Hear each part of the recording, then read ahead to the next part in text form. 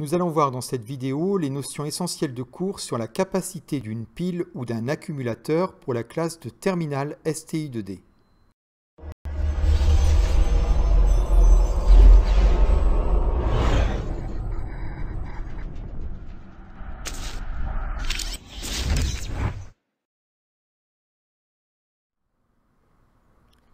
Les deux éléments suivants fournissent une tension ou une différence de potentiel à leur borne de 12 volts. Cette petite pile qui est généralement utilisée pour les sonnettes et cette batterie qui sert pour les éléments portatifs Bosch.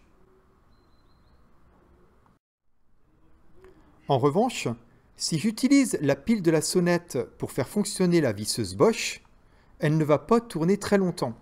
Tout simplement parce que la petite pile ne contient pas assez d'énergie.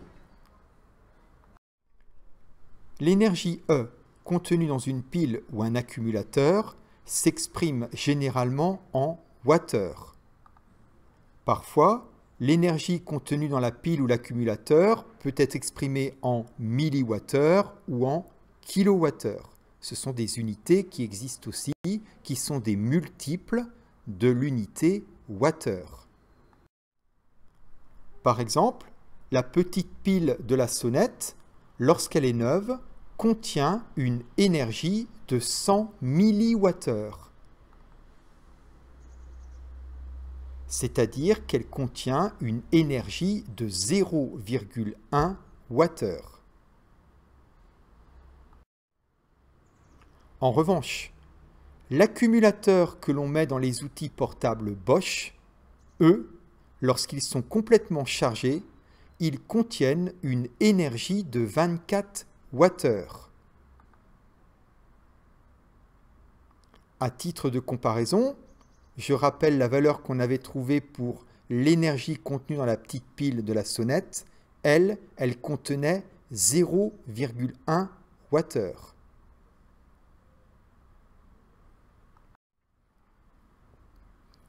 Parfois, on parle aussi de la capacité Q d'une pile ou d'une batterie. La capacité Q d'une pile ou d'une batterie s'exprime en ampères-heure. Par exemple, on va dire que cette batterie, cet accumulateur, délivre une tension de 12 volts et contient une énergie de 24 wattheures. Mais on pourrait dire aussi que cet accumulateur délivre une tension de 12 volts et a une capacité Q de 2 ampères-heure.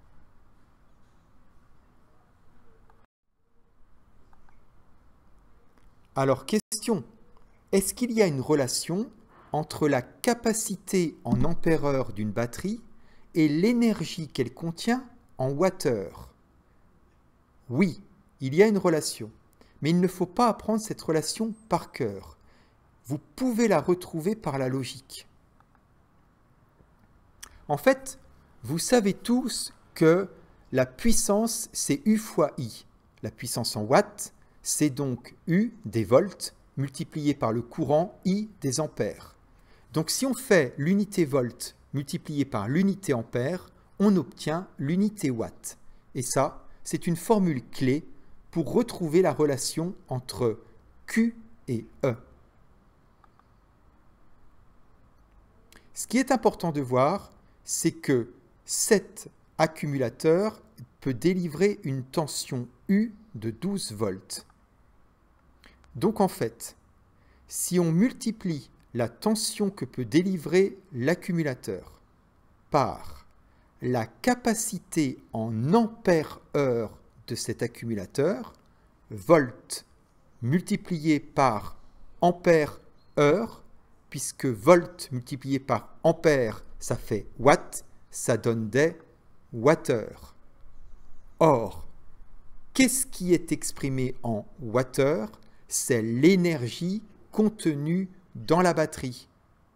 Donc, vous retrouvez par la logique que U, la tension que délivre la batterie en volts, multiplié par la capacité de la batterie en ampères, est égal à l'énergie contenue dans la batterie en wattheures.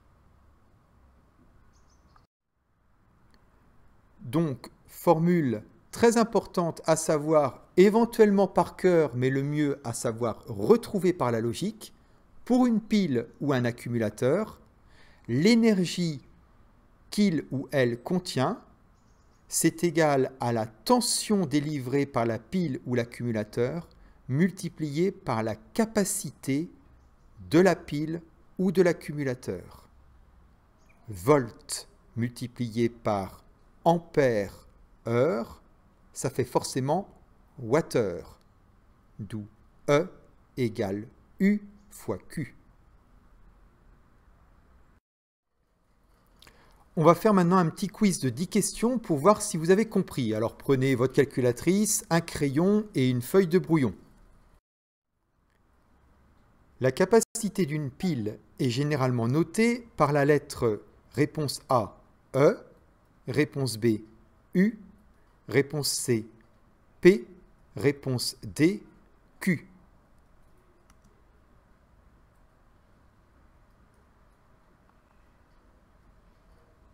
Bien sûr, réponse D, Q.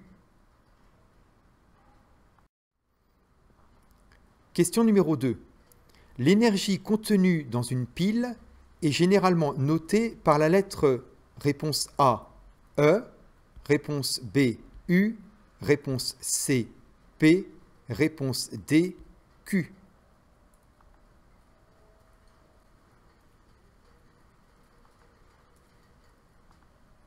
Bonne réponse, réponse A, E. L'énergie contenue dans une pile est notée généralement par la lettre E. Question numéro 3. La capacité de cette pile peut être exprimée en A, volts, B, ampères, C, ohms, D, watts, E, milliampères-heure, F, wattheures.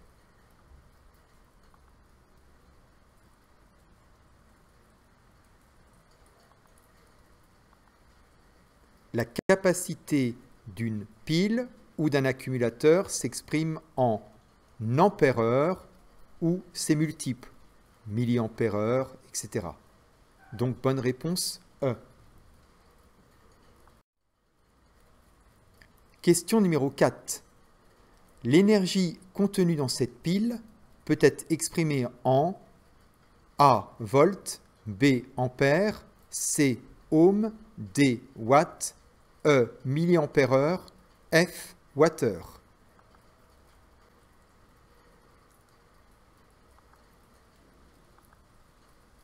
L'énergie s'exprime en wattheures. Question numéro 5. Une pile, lorsqu'elle ne contient plus d'énergie, peut-elle être rechargée? A, oui, B, non.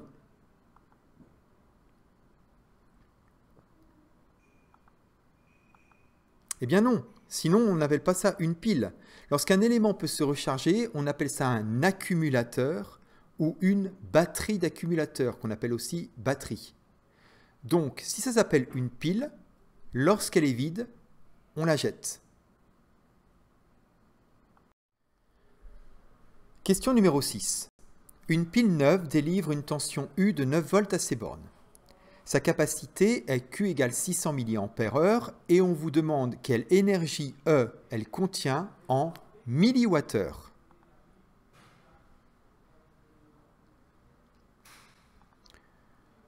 Pour répondre à cette question, il suffit de se souvenir que P égale U fois I, c'est-à-dire qu'une puissance est homogène à des volts multipliés par des ampères. Donc, bien sûr, des milliwattheures, c'est égal à des volts multipliés par des milliampères-heure, puisque volt fois milliampères, ça fait milliwatts. Donc, milliwattheure égale volt multiplié par milliampères-heure. Donc, comme on cherche l'énergie en milliwattheure, c'est donc la valeur de la tension, 9 volts, multipliée par la valeur de la capacité, 600 mAh. 9 fois 600, ça fait 5400. Donc, l'énergie contenue par la pile est de 5400 mWh. Question numéro 7. Quelle est l'autonomie T de cette visseuse avec la batterie chargée? On vous dit que la visseuse a un moteur électrique qui a une puissance de 12 watts et que la batterie contient une énergie de 24 Wh. Réponse A pour l'autonomie 30 minutes ou réponse B 1 heure, réponse C 1 heure et demie, réponse D 2 heures.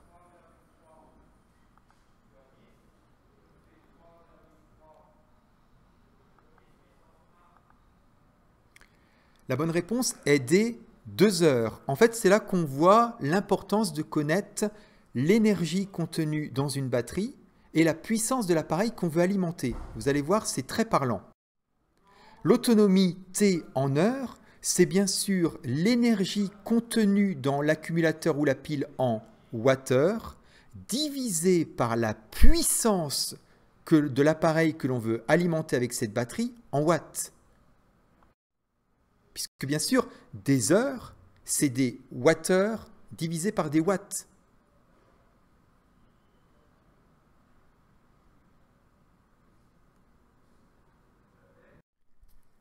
Question numéro 8. Un accumulateur, lorsqu'il ne contient plus d'énergie, peut-il être rechargé? A. Oui. B. Non.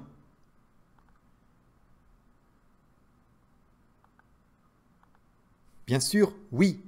Ça s'appelle un accumulateur ou une batterie d'accumulateur ou une batterie si on peut le recharger. Sinon, ça s'appelle une pile si lorsque c'est vide, on doit le jeter. Question numéro 9. Cette relation est-elle exacte? Q, la capacité, égale E, l'énergie, divisé par U, la tension aux bornes de la pile ou de l'accumulateur. A, oui. B, non.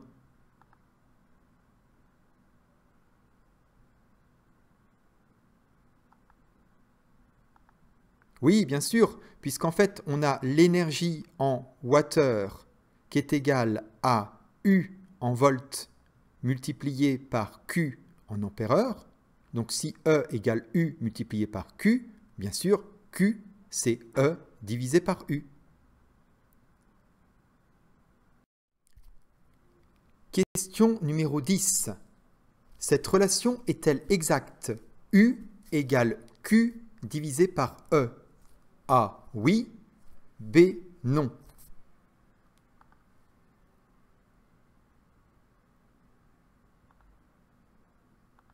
Eh bien non.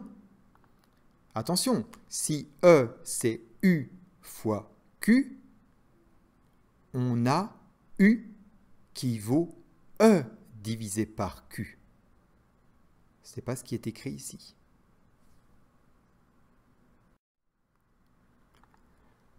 Voilà, c'est fini pour le test. Vous pouvez calculer votre score sur 10 pour voir si vous avez bien compris les notions qui ont été vues dans cette vidéo. Si cette vidéo vous a plu, lâchez un pouce bleu, n'hésitez pas à le dire en commentaire, et puis bien sûr, si ce n'est pas déjà fait, abonnez-vous à la chaîne YouTube. Merci.